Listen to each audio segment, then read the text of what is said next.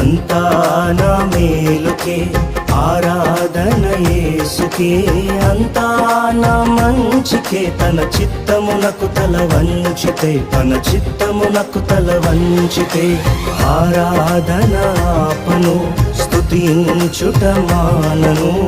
ఆరాధన ఆపను, స్తుతించుట మానను, స్తుతించుట మానను.